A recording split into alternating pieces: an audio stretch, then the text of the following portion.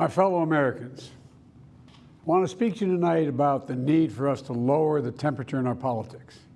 And to remember, while we may disagree, we are not enemies.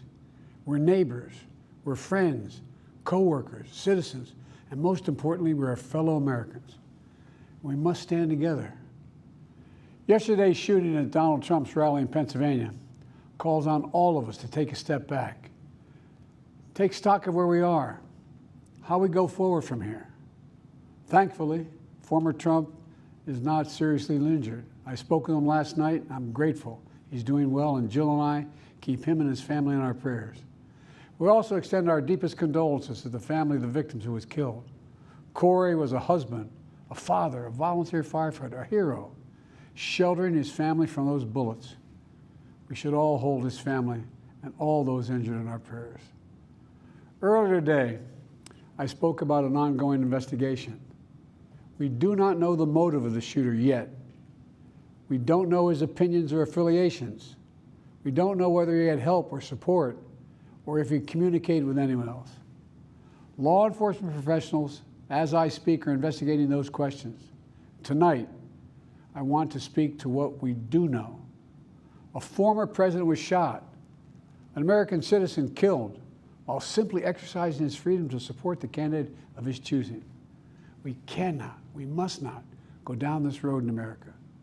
We've traveled it before throughout our history. Violence has never been the answer.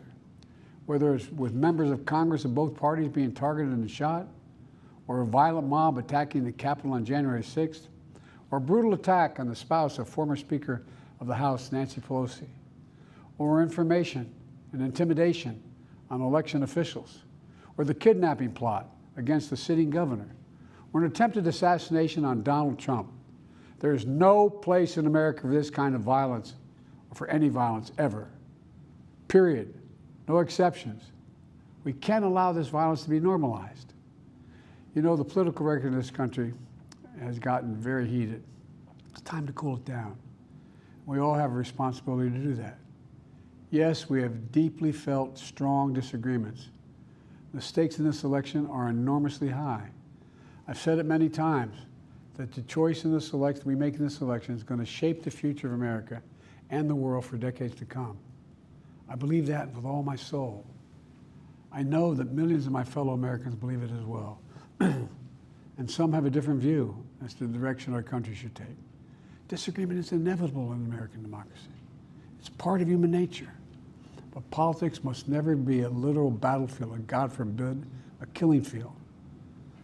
I believe politics ought to be an arena for peaceful debate, to pursue justice, to make decisions guided by the Declaration of Independence and our Constitution. We stand for an America, not of extremism and fury, but of decency and grace. All of us now face the time of testing as the election approaches. And the higher the stakes, the more fervent the passions become. This places an added burden on each of us to ensure that no matter how strong our convictions, we must never descend into violence. The Republican convention will start tomorrow. I have no doubt they'll criticize my record and offer their own vision for this country. I'll be traveling this week making the case for our record and the vision, my vision of the country, our vision.